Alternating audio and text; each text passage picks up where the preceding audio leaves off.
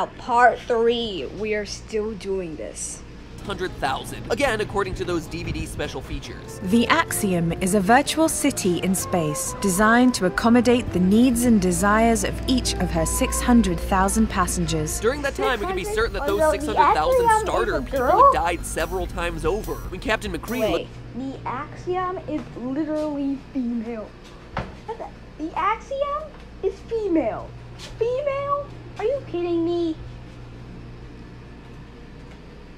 looks at the pictures of the captains before him, we see that there were 5 previous captains of the Axiom who've lived and died, and that they were each captain for between 120 and 150 years. That means we're looking at lifespans that may be as long as 200 years, but that still leaves us with over 2 million dead bodies that the Axiom's gonna have to deal with. And we know they're not thrown away since we see the airlock system and garbage disposal areas of the ship. When Walle and Eve get pushed into the inner bowels of the Axiom with the rest of the waste, there's no organic material to be found, only mechanical parts. And when things do get jettisoned out into space, again, there's nothing but trash and metal to be seen. So if you're not throwing the dead bodies away or launching them into space, there's only 2 possibilities. 1, burning them into ash, which is likely, or 2, recycling them. And if you've got a lot of one kind of material that needs to be recycled, i.e. human bodies, and another resource that you're in desperate need of, i.e. food, then it makes at least mathematical sense to see if the surplus of one can fix the deficit of the other. But of course, no human would ever agree to a plan that monstrous, am I right? Well, I am right, but aboard the Axiom, they wouldn't have to. Remember, the Axiom's captain is incompetent. Until his spiritual awakening late in the film, Captain McCree demonstrates that he holds a meaningless title responsible for nothing more than reading announcements and clapping twice to get his coffee. McCree doesn't even know how the controls of the ship work.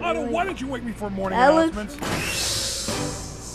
Honestly, it's the one thing I don't make it look easy. So it's clear that any major developments or decisions on the ship aren't going through him. Enter Otto the autopilot, who has no problem instituting the system of man-eat-man. Remember that all of Otto's actions revolve around Directive A113, a program which says that the Axiom must never return to Earth. Autopilot, take control of everything, and do not return to Earth. Repeat, do not return to Earth. Let's get the... We are sisters, and we just moved in together. Why Alyssa and Aaliyah chose FiOS. But a lot of times Alyssa is watching TV on her laptop, also using her tablet. I am really good at multitasking. Switch now and get our fastest speeds available at our best price. That's FiOS. Both of the problems I just mentioned, the Axiom becoming crowded with corpses and running out of food, would very much threaten Directive A113 by requiring a return to Earth to offload or get more supplies, thereby forcing Otto in an attempt to fulfill his programming to come up with a solution to fix both problems at any cost. I insist you give me the plan. Otto, get out of my way. We cannot go home. What are you talking about? Why not? That is classified. Captain, give me the plan. What do you mean classified? You don't keep secrets from the captain. It's not evil, it's just an artificial intelligence following his programming to the letter. And unlike McCree, Otto controls pretty much everything happening on the ship because everything on the Axiom is taken care of by the robot fleet. From being lifeguards at the pool, to performing maintenance, to delivering drinks. The passengers have relinquished all the control to the robots. These were by and large your very best friend. And many of these robots are obsessed with cleaning and contaminants. Thus, it would only be in their programming to want to dispose of something as unsanitary as a human cadaver.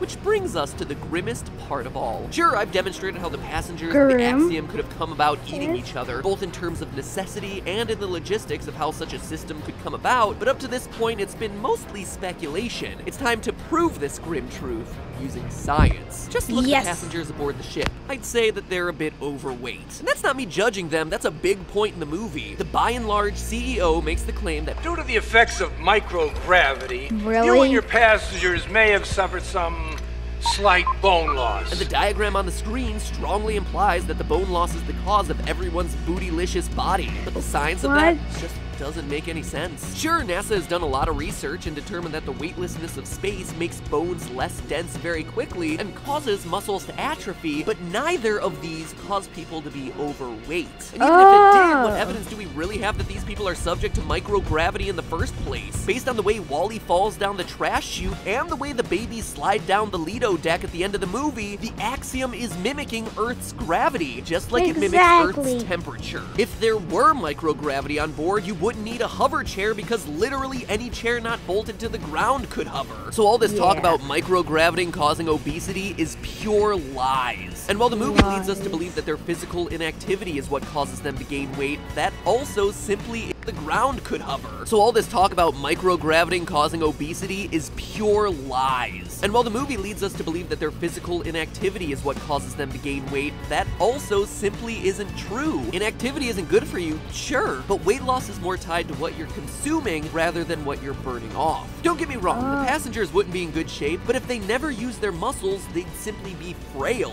not fat and overweight. This means that whatever they're eating on a regular basis is densely caloric. That's what's maintaining the kind of weight that we see them toting around in the movie. And as it turns out, human meat could yield those sorts of results. According to a disturbingly specific article in Popular Science, an average human body, when cooked, is good for a little over 80,000 calories. And these were bodies analyzed in the 1940s and 50s, long before the American obesity epidemic forced our mayors to decide how big our cups of Mountain Dew could be. So we can imagine that people of today would be even more caloric, perhaps topping 100,000 calories apiece. And calories coming from human flesh aren't exactly healthy calories either. The Popular Science article notes, so we can imagine that people of today would be even more caloric, perhaps topping 100,000 calories apiece. And calories coming from human flesh aren't exactly healthy calories either. The Popular Science article notes that a significant percentage of those calories in a human body are coming from adipose tissue, pure fat. So combine, say, a fatty, human flesh-filled diet with onboard inactivity, and you've got yourself a recipe that results in some very overweight passengers, like the ones that we see populating the axiom. Now, of course, there's one final problem to this theory: tricking people into eating other people. Getting around that human-y flavor you're gonna be contending with. It's kind of like getting a kid to eat Brussels sprouts. Eat it, it's gonna be good for you. Or, I guess in the axiom's case, eat it because if you don't eat your fellow passengers, there's literally nothing else we can serve you. So, you're gonna die and then get fed to everyone else. So how do you season up a human body to make it palatable to a bunch of unaware passengers? Well, the solution is a lot more straightforward than you might initially think. Science has actually proven that one of the best ways to mask the flavor of something is to liquefy it and then serve it through a straw. But it's not like everything that the people on the axiom consume comes through a straw. I mean... Dude, it's literally cupcake in a cup! Oh, that's it. I got nothing. I just ruined my favorite Pixar movie. Robot romance will never be the same. And with that, Charlton Heston, if you would be so kind to lead us out. These people! We gotta stop them somehow! But hey, that's just a theory. A film theory. And cut. The Shawn Mendes variety. Okay guys, if you liked the video, make sure to like and subscribe, and tell me which film theory video I should react to next, or if you want me to react to another channel. Anyway, which one do you want me to react to next? Leave a suggestion in the comments below, and make sure to watch both parts 1 and 2 if you missed those. And until next time. This is YCG signing me out.